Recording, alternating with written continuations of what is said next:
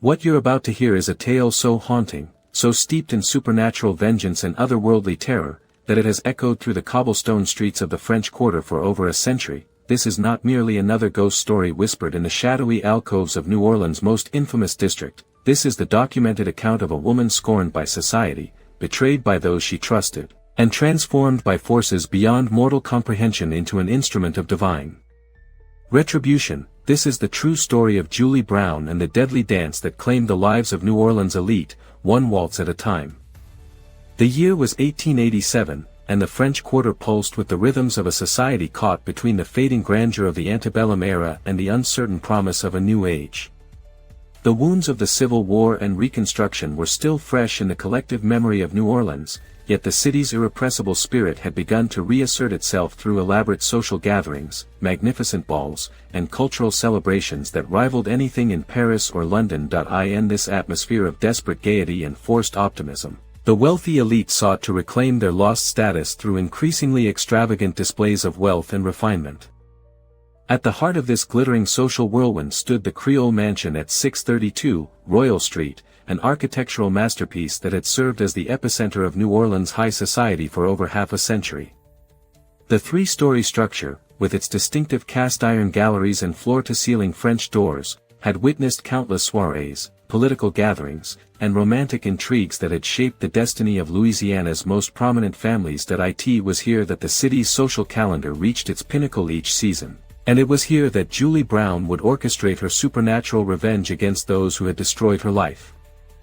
Julie Brown was born Julienne Brun in 1862, the daughter of a prosperous free person of color who had built a successful business empire through careful investments in real estate and shipping. Her father, François Brun, had navigated the treacherous waters of antebellum racial politics with remarkable skill, accumulating wealth and influence while maintaining the delicate balance required of someone whose very existence challenged the rigid social hierarchies of the Old South. The Brun family occupied a unique position in New Orleans society, wealthy enough to command respect yet forever barred from full acceptance by the color of their skin. Julienne had been raised with all the advantages that money could provide, educated by private tutors in literature, mathematics, music, and the social graces that defined a lady of quality.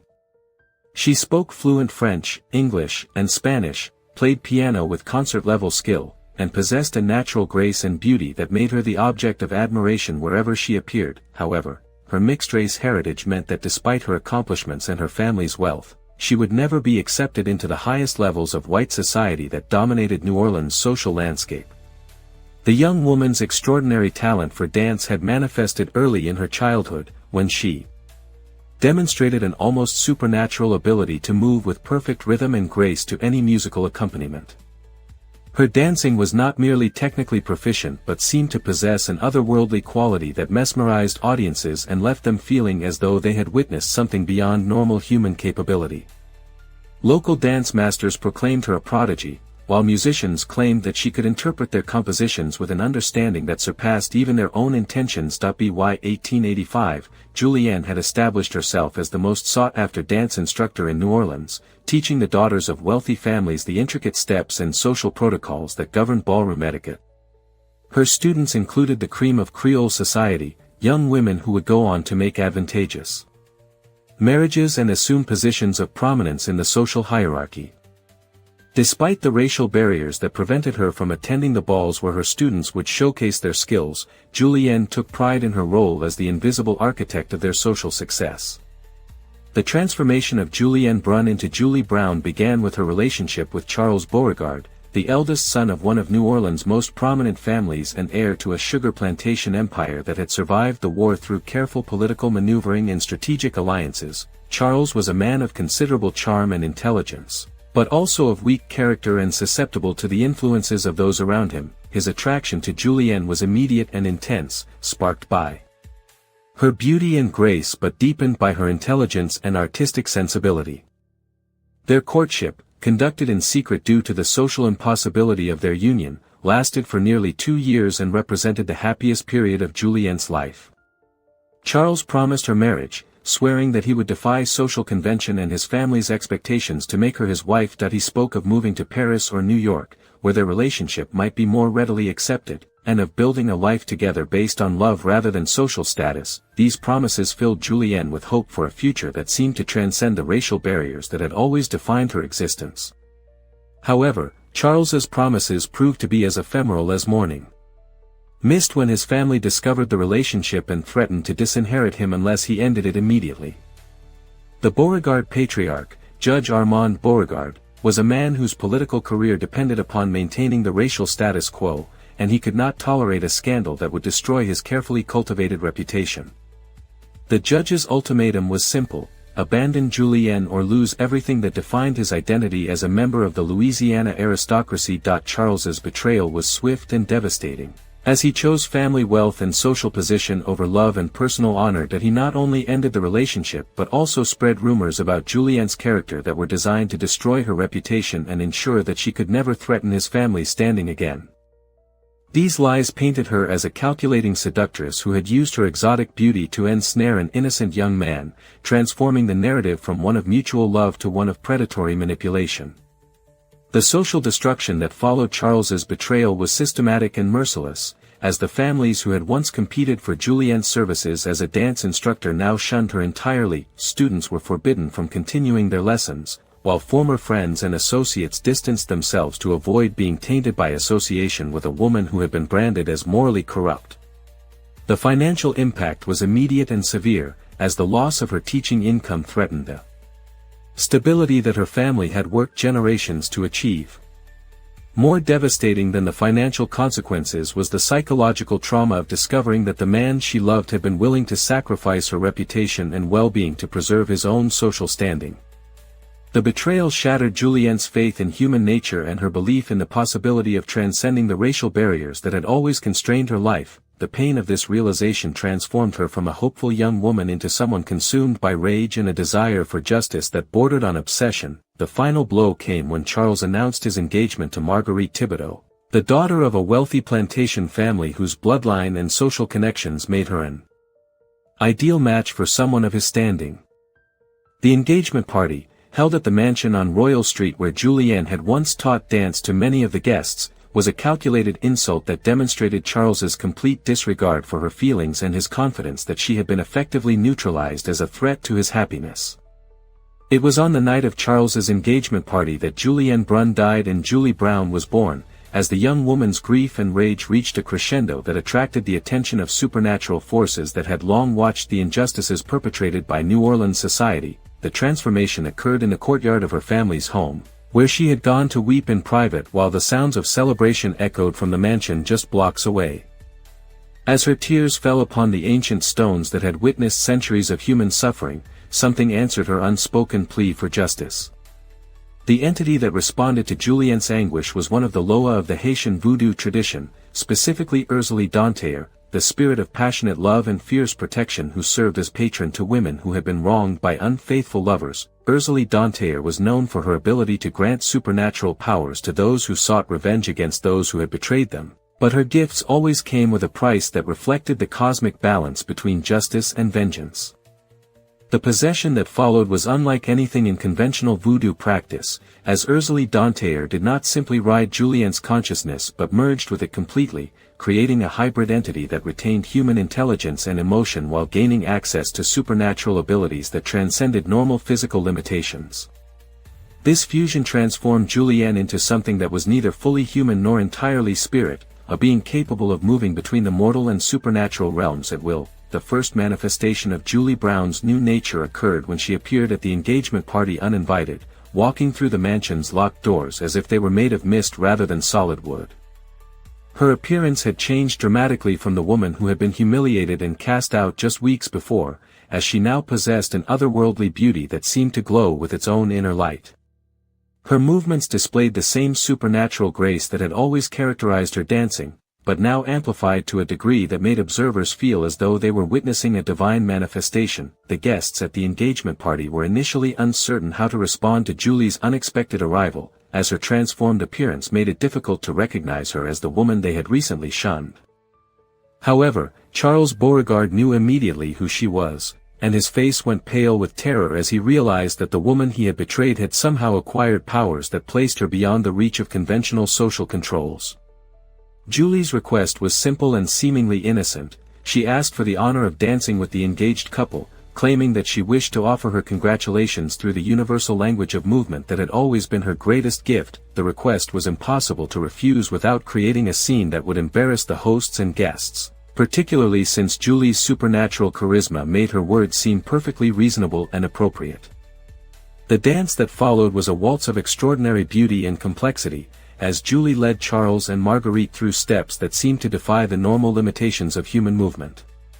The music appeared to emanate from the air itself rather than from the hired orchestra, creating melodies that were hauntingly beautiful yet somehow ominous in their otherworldly perfection. As the dance progressed, the other guests found themselves unable to look away, mesmerized by the supernatural grace and artistry of the performance. However, what appeared to be a magnificent display of artistic skill was actually a carefully orchestrated supernatural ritual, as Julie used the dance to weave a curse that would bind Charles and Marguerite to a fate that reflected the pain they had caused her. The steps of the waltz traced ancient symbols of binding and retribution, while the music carried frequencies that resonated with the spiritual forces that Julie now commanded. By the time the dance concluded, the couple's fate had been sealed through their own willing participation in the ritual. The immediate effects of Julie's curse were subtle, manifesting as a compulsion that drew Charles and Marguerite to dance together whenever music was played in their presence. This compulsion seemed harmless at first, even romantic, as the couple appeared to be expressing their love through graceful movement. However, as time passed, the dancing became increasingly frantic and uncontrollable, as if they were being driven by forces beyond their conscious will. The supernatural nature of their condition became apparent when observers noticed that Charles and Marguerite never seemed to tire during their extended dancing sessions, continuing to move with perfect synchronization even after hours of continuous motion. Their faces displayed expressions of growing terror as they realized that they could not stop dancing, yet their bodies continued to perform the intricate steps with mechanical precision that suggested external control. The curse's true horror was revealed during the couple's wedding reception, held just 1 month after the engagement party. As the celebration reached its peak, Julie Brown appeared once again, this time accompanied by the spirits of other women who had been betrayed and abandoned by the men they loved. These ghostly figures, drawn from across the centuries of New Orleans history, formed a supernatural chorus that surrounded the dancing couple and began to sing a lament that spoke of love betrayed and justice denied. As the spectral chorus sang, Charles and Marguerite's dancing became increasingly violent and destructive, their movements taking on a savage intensity that transformed the elegant waltz into something resembling a medieval dance of death. Their bodies began to show signs of physical deterioration, as the supernatural forces driving their movement consumed their life energy to fuel the ongoing performance. Blood began to seep from their feet, staining their wedding attire and the ballroom floor with crimson evidence of their suffering. The wedding guests watched in horror as the couple they had come to celebrate was consumed by forces beyond their understanding. Their joyous occasion transformed into a supernatural nightmare that would haunt their memories forever. Attempts to intervene proved futile, as anyone who tried to approach the dancing couple found themselves repelled by invisible barriers that prevented them from offering assistance. The dance of death continued throughout the night, with Charles and Marguerite performing increasingly complex and demanding choreography that pushed their bodies beyond the limits of human endurance. As dawn approached, their movements became more erratic and desperate, their faces contorted with agony as they realized that their supernatural punishment would continue until death provided their only escape from the endless waltz. Charles Beauregard died first, his heart finally giving out after nearly 12 hours of continuous dancing. However, even death did not release him from Julie's curse, as his spirit was immediately bound to continue the dance in ghostly form. Marguerite followed within minutes, her own life force exhausted by the supernatural demands placed upon her body. Like her husband, her spirit was captured and compelled to continue the eternal waltz that would serve as their punishment for the pain they had caused. The supernatural spectacle of the wedding reception marked the beginning of Julie Brown's campaign of vengeance against all those who had participated in her social destruction. Over the following months, she appeared at various social gatherings throughout New Orleans, always arriving uninvited and always requesting the honor of a dance with those who had wronged her. Each dance became a supernatural ritual that bound her victims to fates that reflected the nature of their crimes against her and others like her. Judge Armand Beauregard, who had orchestrated his son's betrayal of Julie, was the next to face her supernatural justice. She appeared at a political fundraising gala where the judge was seeking support for his re-election campaign, manifesting in the center of the ballroom during his speech about the importance of maintaining social order and traditional values. Her request for a dance was delivered with such supernatural authority that the judge found himself unable to refuse, despite his recognition of who she was and what she represented. The dance that Julie performed with Judge Beauregard was a tango of judgment, its passionate movements reflecting the intensity of the cosmic justice that was being administered. As they moved across the ballroom floor, the judge found himself compelled to confess his crimes aloud, his voice carrying to every corner of the room as he admitted to the corruption, bribery, and abuse of power that had characterized his career. The supernatural compulsion stripped away his carefully maintained facade of respectability, revealing the moral rot that lay beneath his public persona. The judge's confession destroyed his political career and social standing, but Julie's curse ensured that his punishment would extend far beyond mere public humiliation. From that night forward, he was compelled to dance alone in his study every evening, performing the same tango steps while confessing his sins to an empty room. The supernatural dance drained his life force gradually, aging him rapidly while filling his remaining days with the constant reminder of his moral failures. The pattern established with Judge Beauregard was repeated with each of Julie's subsequent victims, as she systematically worked her way through the list of those who had participated in her destruction. Society matrons who had spread malicious gossip found themselves compelled to dance the truth of their own shameful secrets, while young men who had participated in Charles's campaign of character assassination discovered that their own reputations were now subject to supernatural exposure. Each supernatural encounter followed the same basic structure. Julie would appear at a social gathering, request a dance with her target, and use the resulting performance to administer cosmic justice that reflected the specific nature of their crimes. The dances themselves were works of supernatural artistry, beautiful and terrible in their otherworldly perfection, yet each one served as both entertainment and execution for those who witnessed them. The growing fear of Julie Brown's supernatural vengeance began to affect the entire social structure of New Orleans, as the elite families who had once dominated the city's cultural life found themselves afraid to host gatherings that might attract her attention.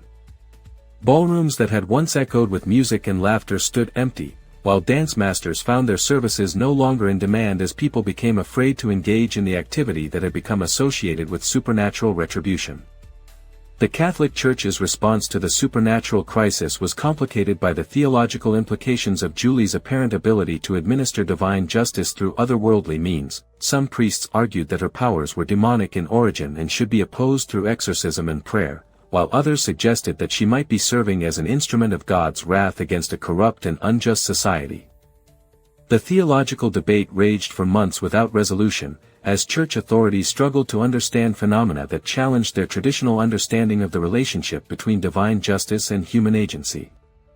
Father Michel Dubois, the elderly priest who served the Cathedral of St. Louis, took it upon himself to confront Julie directly in an attempt to understand the nature of her transformation and the source of her supernatural abilities. The meeting took place in the cathedral at midnight, with the priest hoping that the sacred environment would provide protection from any malevolent forces that might be influencing the young woman's actions. The conversation that followed revealed the complex theological and moral dimensions of Julie's situation, as she explained that her powers came not from demonic sources but from spiritual forces that sought to restore balance to a world where injustice had been allowed to flourish unchecked. She argued that her supernatural vengeance was actually a form of divine mercy, as it provided her victims with opportunities to confess their sins and seek redemption before facing the ultimate judgment that awaited all souls. Father Dubois found himself unable to argue effectively against Julie's theological position, as her actions did seem to be producing genuine repentance and moral transformation among her victims. However, he remained concerned about the methods she was employing and the fear that her supernatural campaign was generating throughout the community. The priest ultimately decided to adopt a position of watchful neutrality, neither condemning nor endorsing her actions while monitoring their effects on the spiritual welfare of his parishioners. The supernatural crisis reached its climax during the Mardi Gras season of 1888, when Julie Brown announced her intention to host a grand ball that would serve as the culmination of her campaign of vengeance.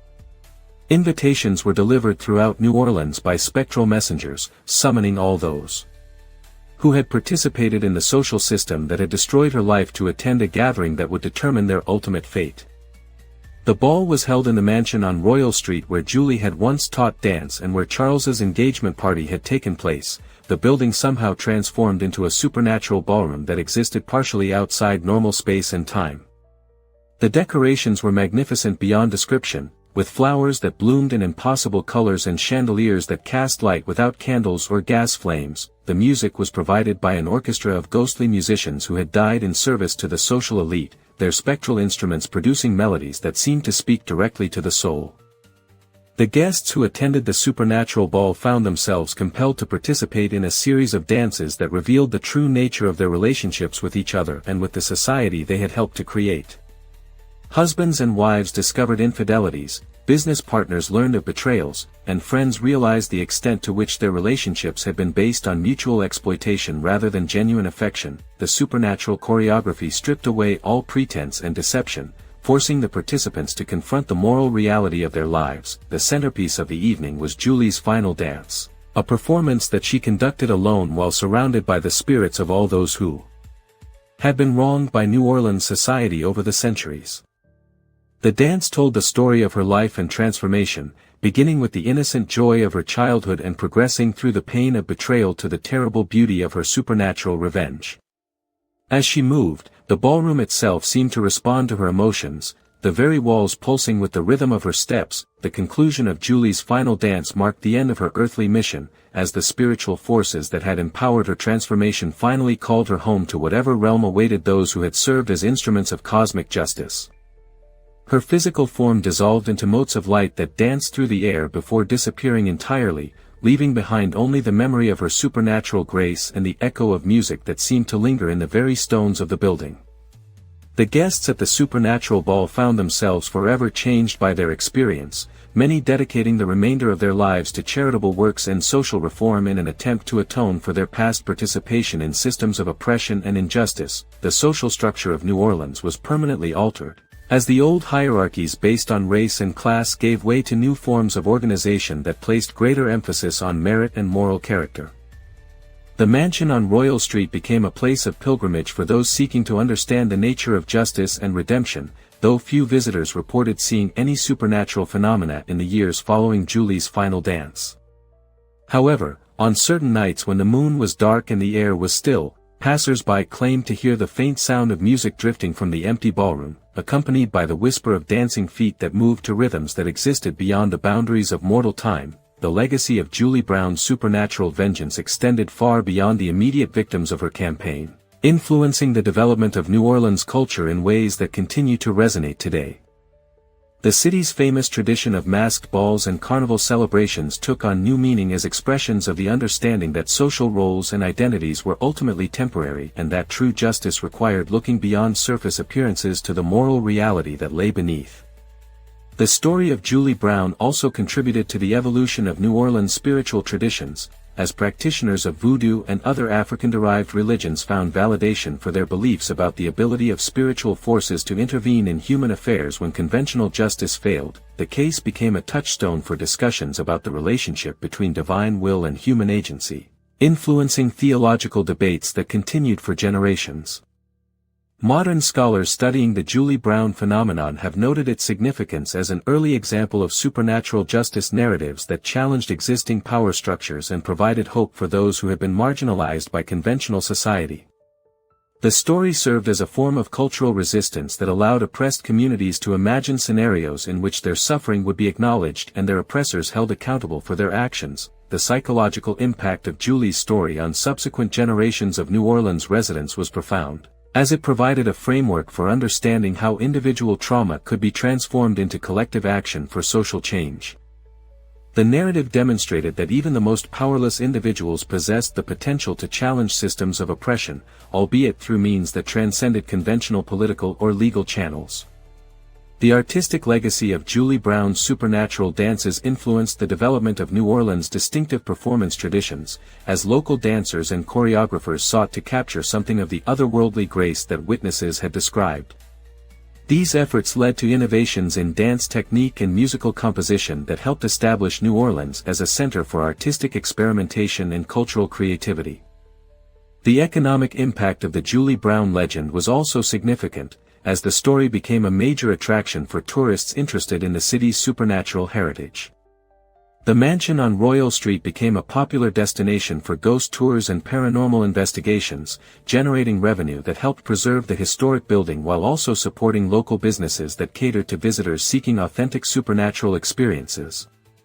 Contemporary discussions of the Julie Brown case often focus on its relevance to modern issues of social justice and the ongoing struggle against systemic oppression.